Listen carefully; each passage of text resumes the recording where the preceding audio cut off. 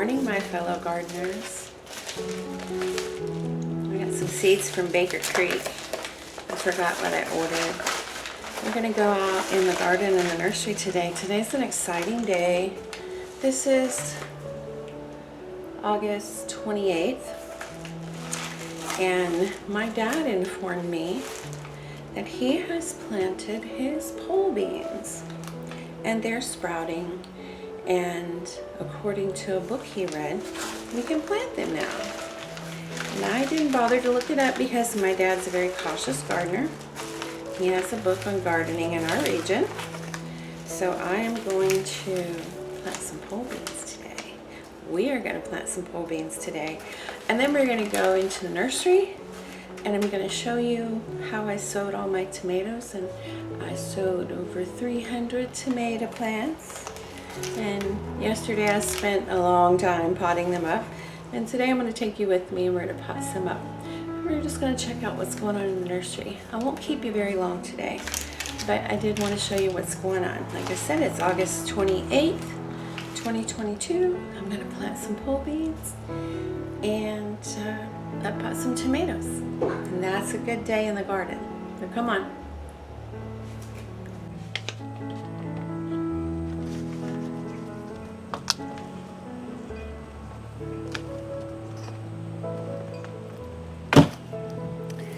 Well, the wait is almost over. It's almost time to plant out this garden.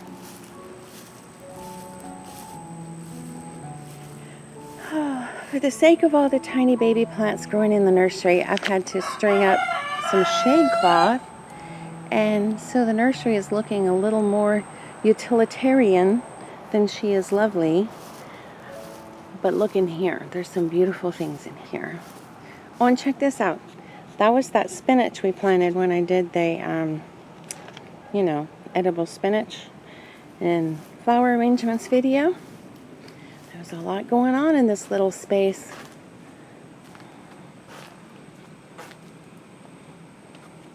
There's my zinnias, some marigolds, tons of okra. I don't know what I was thinking. I planted this all out thinking, oh, in October I'll have a plant sale. These things are going to be too big for those trays. I'm going to have to give this stuff away. And look at these tomatoes. We started from suckers back in, was it May? And they are ready to go in the ground. They are just ready to get out there, but it's still a little bit too hot, I think. And there's some eggplant and more tomatoes and marigolds. And this is what I did yesterday.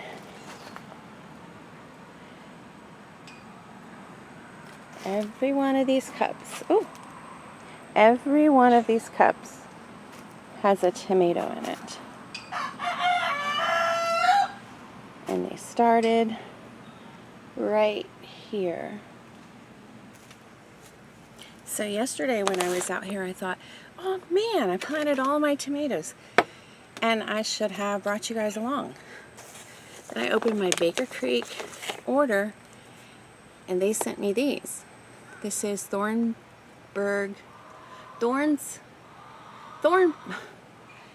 my goodness, Thorburns terracotta. I've seen this on Roots and Refuge. She says it's a really delicious tomato. So I'm going to show you how I multi-sowed my tomato seeds, and we're going to start some of these as well. There's always, if I get too many tomatoes and I can't sell them at the plant sale, then I'll have plenty to give away. I am going to use this Burpee seed starting mix. I just picked this up at Tractor Supply. First I want to show you I've drilled a couple of holes in the bottom of this cup here. Just two little holes. And I'm just going to fill this up almost to the top with some seed starting mix.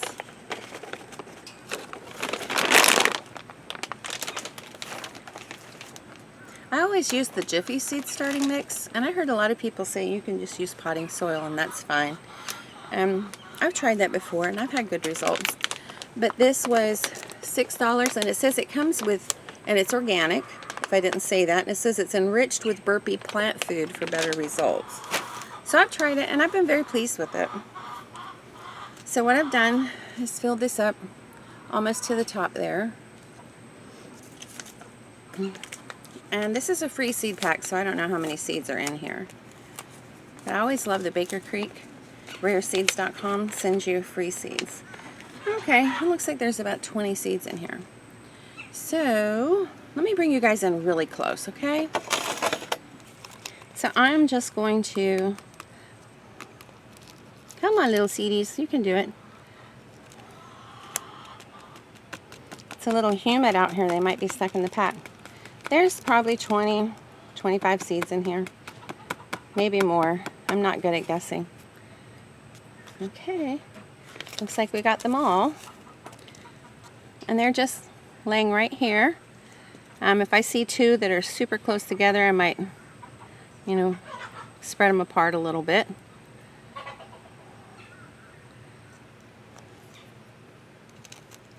And then I'm just going to lightly cover it with the seed mix.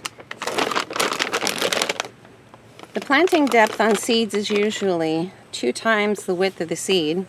So we really just need a tiny bit of soil on there as I make a mess on camera.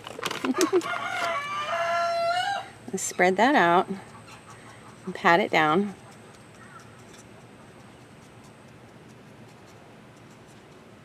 Just so there's good soil contact with all the seeds. Then I'm going to water this in, and I'm going to put it in a tray, a solid tray without holes, for some good bottom watering. But first I need to get a plant marker for this.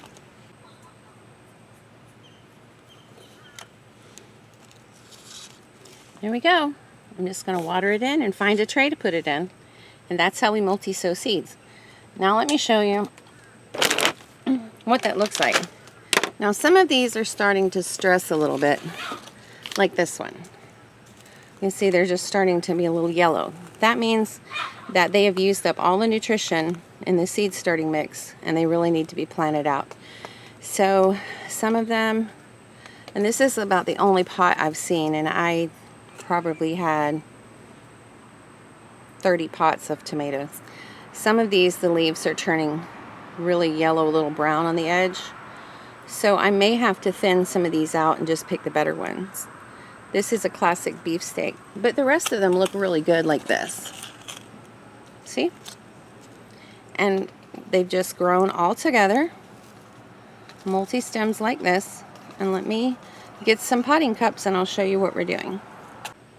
Okay, once again, drilled some little holes in here. I'm just going to do a few on camera. And then we're going to go plant some beans, and later I'll deal with the rest of these. This is a green giant tomato. They never turn red. And then you can have the green tomatoes. They make a really great green salsa or a enchilada dip. Look at these roots. See that? I'm going to just start teasing this apart. Move these for a second. Let me make sure we got a good angle here. I'm seriously just going to start gently loosening up this soil. Sort of getting the soil out of there, leaving the roots. And we're going to lose a few little roots, and that'll be okay.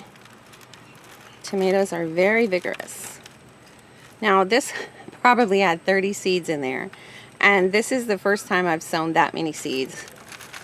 So I am probably not going to sow that many seeds. Oh, there's more than 30. This is probably 50 seeds in here. And I'm just going to loosen this up. Give it a little massage. You know, just to gently break it up.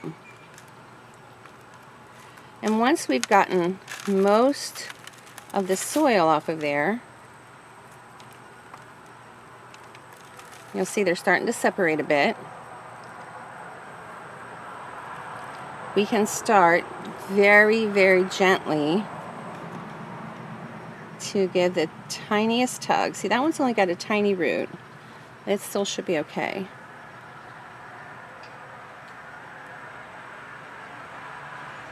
Just gently, gently, gently, not squeezing them, of course. We don't want to pinch anything. These are tiny babies. Can you see that root?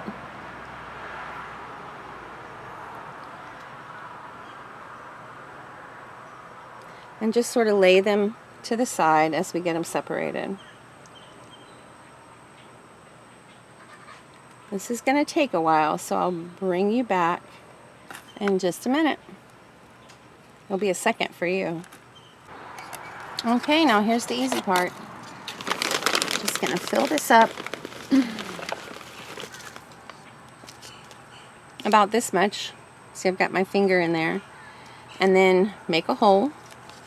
This is a potting soil mix. I bought this at a local nursery, so I've never used it before. I got this at Robin's Nursery in Sebring, Florida. And I'm going to set this down in here. And you see how the roots start here? I'm going to go up and cover it to about right there. So I'm just going to hold this gently between my two fingers. And I've got the roots all the way down in that hole that I made with my fingers. Every part of that tomato stem wants to become a root. If you've ever seen a tomato fall over on the ground, you know this to be true. It will start making roots all around. We don't want that.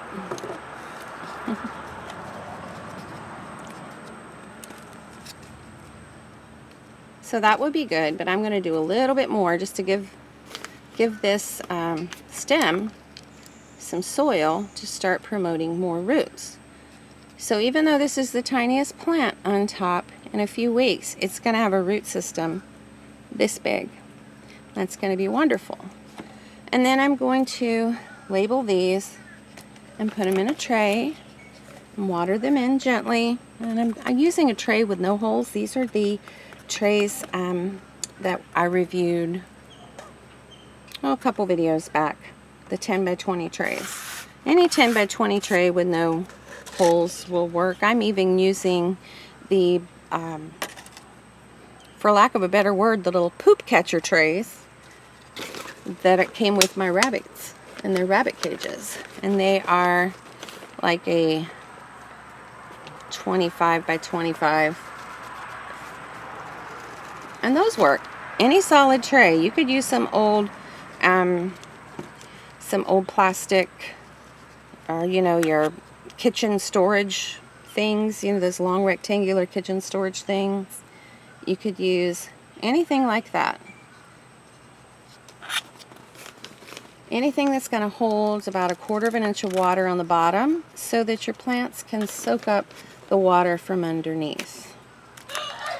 And that has really helped me this year, and all this heat, that has helped me to not have to water as frequently, and the plants have not dried out. So that's been wonderful. Thank you, Jess from Roots and Refuge, for that great tip of bottom watering. Okay. For the sake of time, I'm going to stop here, turn off the video, and we're going to plant some pole beans. And then I'll let you guys go. Okay, here along the nursery, along this back bed, I hung this nylon mesh. Let me show that to you really quickly. I think it was a really great deal, and I'll put a link in the description below. Okay, here it is. Now, it does not come on this spool. I took a piece of PVC, like PEX pipe or whatever this stuff is, and I put it through that hole, and I just drilled a little screw on each side so that I have something easy to manage it with, because these little black plastic things and this little flimsy cardboard thing, they were kind of loose, and I was really afraid that it would fall off and just be a mess. But this comes like this in a 300-foot roll. It's a nylon mesh, and it's 5 foot wide, and then you just tie it up to anything, and there you have an instant trellis. And this was $30-something. I'll put a link in the description below. And true to form, I got the cart before the horse. I just set this up here yesterday and just hung the shade cloth yesterday, not even thinking about the fact that I needed to come from this side and plant my pole beans. Oh well.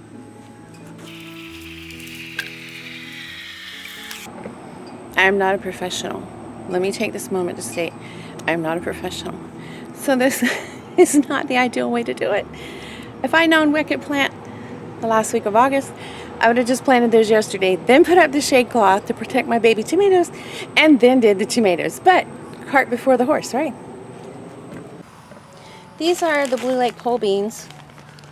Blue Lake pole beans 2022 that I grew last year and harvested some in late spring. And I've shelled some of them and I didn't shell the others, which works out good for a little instruction. I just let a lot of the last beans dry on the vine. They come out like this, and then you just pop them open, and there's your seed. We're going to be planting these this year. Then we'll save seeds off of that and let them dry on the vine and have more seeds. Free food. So whenever my son came over and we put this, he put this soil in for me. See, cart before the horse sometimes makes for some extra work. When he put this in for me, I went ahead and covered it. I just covered it with some hay because that's what I had. I'm just going to push this mulch back. And I'm going to go down here about every 6 inches and plant these pole beans.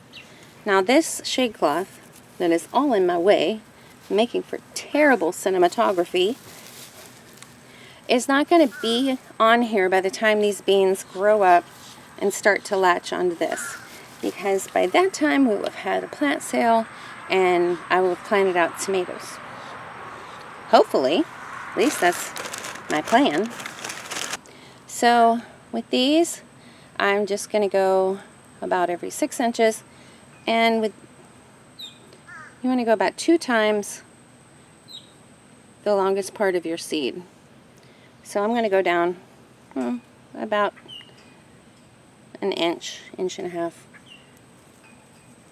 about every 6 inches. I'm just eyeballing this. I am not going to make you guys stick around and watch me wrestle with this shade cloth. So we'll plant a few and then we'll get on with this video.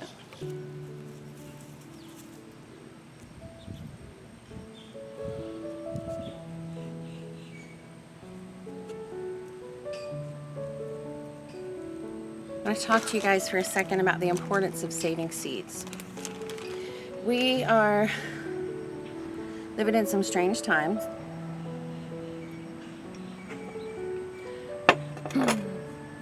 In 2020, there was this huge movement back to growing food, and seed companies ran out of seeds.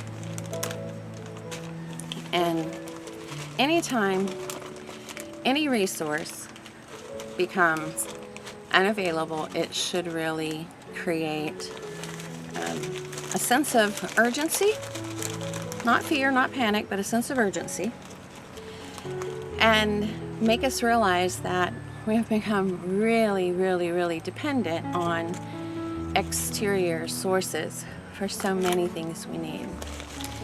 And like this bag of seeds, for example, I haven't bought Blue Lake pole beans in ages because I just saved my seeds.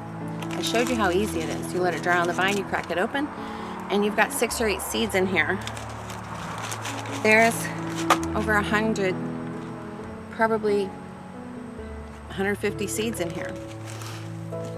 And then I'm going to get at least that many more, probably more, because I will probably focus more on seed saving this coming year. It was really scary to look at seed companies online and want to order things that I wanted to order, and they weren't there. So let's take some steps towards self-sufficiency. Let's start saving seeds. You know what? It's going to save you money in the end. This doesn't cost me a cent. I'm going to get free green beans forever. and okra and tomatoes, and there's so many good seed saving things out there. There's a book called From Seed to Seed. I've never really read it, but I've followed a lot of channels who recommend that book, so I'm going to recommend Seed to Seed, and it shows you how to start the things, how to grow the things, and how to harvest the seeds at the end. And there's a lot of good YouTubers out there who have in-depth seed saving videos. Jessica from Roots and Refuge is one of those, and also Patera from Appalachia's Homestead with Patera, and many others. So let's just start saving your seeds this year. We really, really, really want to be as self-sufficient as possible. Save your seeds, save your flower seeds. When you deadhead your flowers, don't just toss them, save them, dry them out. It's so simple to save seeds. It's the easiest thing. You wouldn't even imagine how easy it is if you haven't done it before. So guys, I've got a lot of tomatoes to uppot, some more pole beans to plant, but I think I've kept you long enough. I'm so glad you came to hang out with me in the garden and in the nursery. And I'm so looking forward to this gardening season. I'm so excited. I can't wait. I can't wait for my new garden layout. I missed growing food this summer. I did. I missed it so much. And it really made for like poor YouTube content, I think. So it's like, oh, let me show you what I'm not growing. But anyhow, I am so excited. I'm just sitting out here looking at everything like, oh, that's where all the tomatoes are going to be. That's where all the beans are going to be. And I've got one more thing I want to show you. I got from Baker Creek. And these, I've never planted these before. My dad grew some runner beans, and I really like them.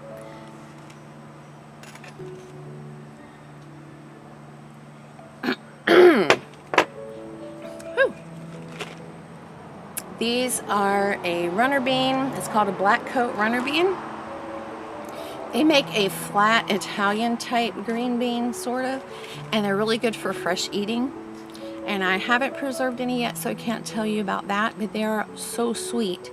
It's like a cross between a green bean and a sugar snap pea.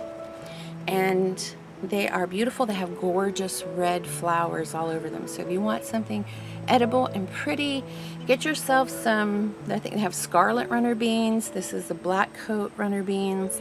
They'll have ones with different colors, but you can see right there the pretty flowers.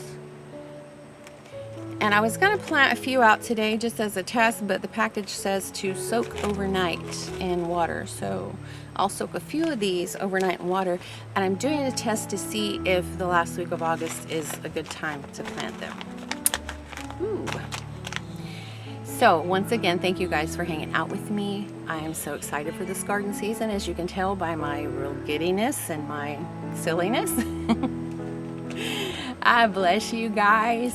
I hope you have a great garden season. I hope that you grow lots of food and save lots of seeds. And I'm going to cut this video now because I feel like I'm being really silly. So until next time, bye y'all.